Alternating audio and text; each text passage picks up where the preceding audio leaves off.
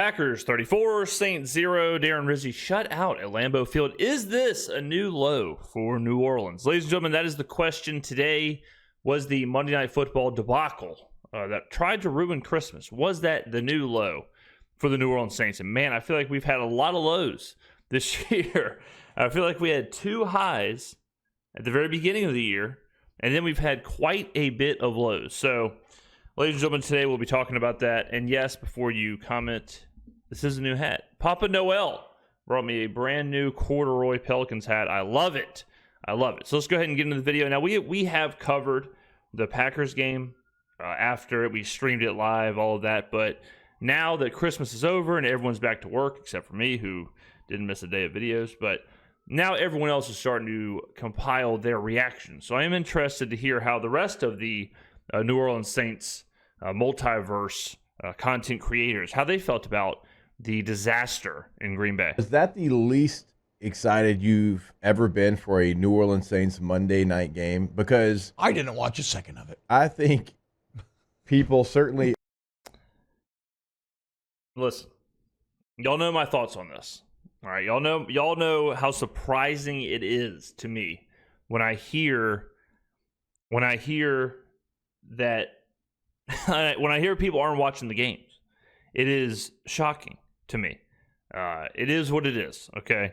I'm not going to blame somebody for not watching the game or whatever, but it's pretty wild to me that, you know, you're in the space, and yet Monday Night Football. I mean, that really says a lot about the state of the team, you know. Whereas Monday Night Football, 2 days before Christmas, Packers, Saints, Spencer Rattler, and it's like, you know what? I'm not even watching. That's bananas and pajamas. Bananas and pajamas. The state of this team. Our age, T, and certainly a little bit older, it just didn't happen. No. Like, the Saints didn't get Monday night games. And if they did... Oh, I see what you're saying. Yeah. You're right. If they did, it was like, oh, my God. Yeah. Get in front of the TV. Have everything ready beforehand. Like, you prepared for it. Like it was a vacation. And they played on Monday night, this last Monday, and it was background fodder. Yeah.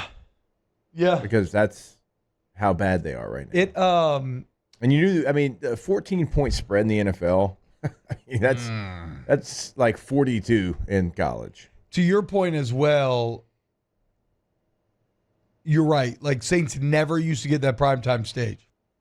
Then, during the Breeze Payton era, because they were so dominant and so exciting and winning at such a high clip, they became one of the most featured primetime teams. And so I'm not sure. I mean, I don't know. How many times can you put a nail in the coffin, right? How many times can you? I think what's happened, and you know, it might be a knee-jerk reaction, and maybe it's one of those things where, like, I'm forgetting some other teams or whatever, but you can make a real argument. Now, I guess I'm about to, but you can make a real argument that this is the worst Saints team. Like, this is the worst Saints team, at least since Peyton and Breeze has been here. I don't think that's even an argument. Now that I said it, I don't think it's even an argument. I mean, this is easily the worst Saints team in the last 20 years. No, easy. Now, I'm not old enough to remember the teams from the 70s and all that, but it's hard to imagine this isn't one of the worst Saints teams in the history of the New Orleans Saints. Offensively, it has to be. Defensively, we still have some players out there, albeit they are old or whatever, but offensively, like in the Green Bay game, now I know I've said this every single video this week, but there aren't even NFL level players out there, much less good players, much less bad players. Like, they aren't even qualifying NFL players. They are barely practice squad level players. Don't forget, Jordan Mims was basically our starting running back. He was waived by the Saints. Like, that is nuts. That is crazy. That's where we are. Spencer Rattler, 5th round rookie. Jordan Mims, Kendra Miller, wide receivers, MVS isn't there. So Dante Pettis, Cedric Wilson, Mason Tipton is running around out there. Foster Moreau is our best player. He's got 2 catches. Foster Moreau led the game in receiving for the Saints. He didn't have a catch in the second half. Offensive line, you got Trevor Penning, who people going into the season were expecting him to be, selling pecans, changing careers. You got Eric McCoy, injured. Lucas Patrick's out there. Shane Lemieux's out there. It is... Oh, and we have an interim head coach. We don't even have our head coach doesn't even qualify as an NFL level coach. We are, whether it's because of the injuries or just the happenstance of how the season's played out, but regardless of all that, regardless of how we got here, regardless of the journey, the destination is, this is one of the worst teams in my lifetime. Because you could say, oh, well, the Aaron Brooks did this or he threw the ball. Eric Brooks was damn near 10-year NFL, quarterback. Deuce McAllister, Aaron Brooks, some of these guys, Dante Stallworth, Joe Horn. Devery Henderson looks like Randy Moss compared to Mason Tipton. Pierre Thomas, Darren Sproles, Deuce McAllister, Chris Ivory. These guys are NFL players. Kendra Miller, Jordan Mims, Jamal Williams, they are barely NFL players. And some of them are not NFL players. The players I'm listing, they are on a whole different stratosphere to the players that we're watching right now. And the players I'm listing aren't great. The players I'm listing would get rolled. The players I'm listing were bad. The players I'm listing were 6, 7, 8 wins a year. They weren't even good. But compared to the practice squad level, waiver level players that we have right now, Aaron Brooks compared to Jake Haener, Aaron Brooks is legitimately a Hall of Famer compared to Jake Haener. It's crazy the difference. Crazy. So when you put it in that context, it's this we are probably watching the worst product. And again, this part is a lot of injury stuff, because if Alvin's on the field, we're not saying this. If Chris Olave is on the field, we're not saying this. If Derek Carr is on the field, we're not saying this. If Eric McCoy's on the field, we're not saying this. Even if Rashid Shaheed's on the field, we're not saying this. But it's just because of the injuries, and it's because of how this is played out. That's why we're saying this. And that part does suck. That part sucks. That part sucks to where, whatever voodoo has happened has led us to this. And we just have to kind of sit here and take it for 2 more games. Now Eric McCoy's out for the season. The Raiders are about to dog walk us in the Superdome. It's just ugly. Shut the window or whatever. We all know it's been shut. We all know it's been dead. But symbolically, maybe this was the final dirt being shoveled on the Breeze Payton era, as you have fallen so far as to only be rivaled by that of Lucifer, the ultimate fallen angel. The heights that you once occupied, those fluffy clouds and golden gates now. How are we still talking about the Breeze Payton era? We're so far removed from that. It's crazy, and I see this in the comments too, but it's a lot of people are kind of caught up in this belief that this is just the remnants of the Breeze Payton era, and we just have to get, away from that era. It's this has nothing to do with that. This has nothing to do with that. This has nothing to do with Dennis Allen. This has nothing to do with Breeze or Peyton or Loomis or whatever. It's just a perfect storm of shit, basically. And like I said, we have to sit there, grit our teeth, and take it.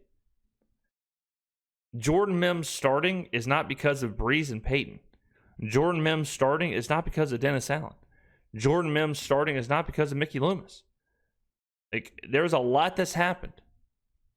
Alvin Kamara is injured. Jamal Williams, ass. Kendra Miller can't figure out the offense. The opportunity for Kendra Miller, the greatest opportunity ever. Hey, everyone's hurt. This could be a U game. Oh, LOL, you're going to get 8 touches because you cannot figure out the offense and you cannot pass block. You cannot be on the field. Sweet. Much appreciated. Now replaced by flame, ash, and weeping and gnashing of teeth. But in this Christmas season, who knows? Perhaps there's hope for some sort of rebirth. I don't know that I see it. But you can look around the NFL and fortunes can change quickly. But hard to have too much faith. Wasn't when you look at leadership. The one thing that I think this is what you said.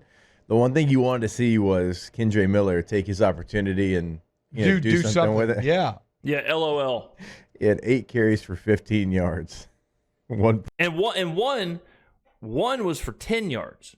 So he had 7 for 5 or whatever it is. 8 for 15. Is that what he said? So it's 7 for 5. God. But yeah, I mean, and I'll say this too. How the hell has that information not come out? In 2 years, how do we not, like when I was watching the game and then after the game, when I was hearing all this stuff about the Kendra Miller thing, it's like, where did this come from? Like he doesn't know the offense. He doesn't know the intricacies of the offense. He can't do this. He doesn't know that. He can't. It's like, why is he on? What's going on here? How were we a few months ago saying, yeah, this guy could be the starting running back, and then he has this opportunity in week 16, and he doesn't know what's going on. What's happening here? I mean, that seems a little crazy to me. 0.9 yards per rush. And that's with having a 10-yard run. He had 8 for 15. I mean, so on the offensive line, you've got a lot of draft capital invested. Unfortunately, it's okay. But, I mean, you have second round, first round. Was Cesar Ruiz at first round, right? Yeah. Yeah. Yeah, you get second round of McCoy, first round of Ruiz, first round in Penning, first round in Fuanga.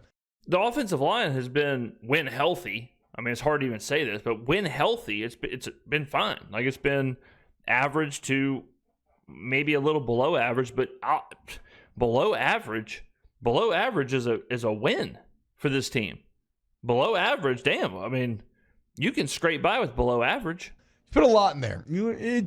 Honestly, they've been better than we thought this year. You kind of wish they'd be a bit better with that much put in there. But, I mean, Jake, you look everywhere else. You got a 5th-round quarterback, 3rd-round running back. Fullbacks don't get drafted. Your receivers, that felt like a stray. I don't know where your receivers were drafted, but nobody knows because we don't know who the receivers are. It's insane, the team that Mickey Loomis is fielding right now. But see, I don't want to come to Mickey's defense here. I seem like I always am. But this isn't really the team that Mickey put together. Like, this really isn't it. This is like some weird. I mean, again, like I've heard, during the stream when we were watching the game, I had a few people who were like, we're not deep. Other teams are deep. It's like other teams are not 4 running backs deep. Other teams are not 3 quarterbacks deep. Other teams are not 4 centers deep and 7 receiver deep. Like, who is? If Tyreek Hill and Jalen Waddle get hurt in Miami, who would be their 4 receivers? No one knows, right? Like, you could take some of the best teams. You could take some of the best teams in the NFL, some of the best rosters in the NFL. Take A.J. Brown, Devontae Smith off the Eagles. Who is their 3, 4, 5, and 6 wide receivers? They go 4 wide. Who's out there? Nobody knows. No one's deep. No one's that deep. I mean, yeah, you can have better backups. You can have better, yes, Kendra Miller is not at the level of whoever. Like the Seahawks played on Thursday Night Football. Kenneth Walker's hurt, so Zach Charbonnet gets the start. Yes, Charbonnet is better than Kendra Miller. No doubt about it. But after Charbonnet, who are these people, right? Like, so no one, you take this many players off of a team, whoever you think is the best roster in the NFL, I guarantee you their third quarterback is not very good. I guarantee you their fifth, sixth, seventh wide receivers are not very good. I guarantee you their third, fourth running backs are not very good. Oh, and take their head coach, get them out of there, and let their special teams coordinator be the head coach. You do all that, the Chiefs are looking pretty rough. The Lions are looking pretty rough. The Eagles are looking pretty rough. The Vikings are looking pretty rough. The Vikings actually are kind of the exception because they have like 7 quarterbacks. For some reason, they do have like 6 quarterbacks on the roster. But there's not a lot of teams who can survive what our roster is going through this season. That's where part of it, to me, that is the worst part of this, is that there really isn't any like deep, detailed breakdown. Is pretty much just, yep, these players are practice level players. Yep, these guys suck. Yep, the season is over. Yep, we just have to kind of get through these last 2 games and move to the offseason. And that's it. Like, you get served a plate of food that's complete garbage. You're not going to sit there and be like, I taste the notes of trash, and then I smell the nice deliciousness of, what is that, burnt rubber? Okay, very nice. Yeah, let me just do another tasting. Here, let me switch it around my mouth. No, you just take a bite and say, this is absolute garbage. And that's it. It doesn't take a doctorate level thesis to figure out what's going on with this team. It's that waived players, practice players, 5th round players, undrafted players are our starters. They are asked to be the impact players. They are asked to be the like, hey, it's 3rd and 7. We need you to come up with this catch. Like, bit of a problem. The leading receiver for this one was Foster with 2 catches for 33 yards. When was Foster drafted? He's a 4th rounder, I believe, for the Raiders. Followed by Dante Pettis, Juwan Johnson, Kevin Austin Jr. 4th round. Yep. Kendre Miller, Jordan Mims, Cedric Wilson Jr., and then Mason Tipton had a target. Might as well be making How we up heard names. so much about Mason Tipton. I'm like, might as well. Hey, don't be hating on Tipton just for making the team. That's a grinder. So much about him in the preseason. Yikes. I don't know. Yeah. It's just abandon all hope, ye who enter here. Wow. You get to the off season, but yeah, it's probably the worst roster or the worst team the Saints have put out in at least the last 20 years, probably more. You would probably have to go before Brooks. You'd probably have to go like 30, 35 years, if I had to guess. Because if Brooks is on the team, that team already is significantly better than this current Saints team. So, someone who has been watching the Saints for 40 plus years, comment below, is this the worst? Not just like, let's just stick with the offense. Is this the worst offensive personnel we have put on the field in the last 40, 50, 60 years? Let me know in the comments below. Thank you for watching, and I will see you in the next video.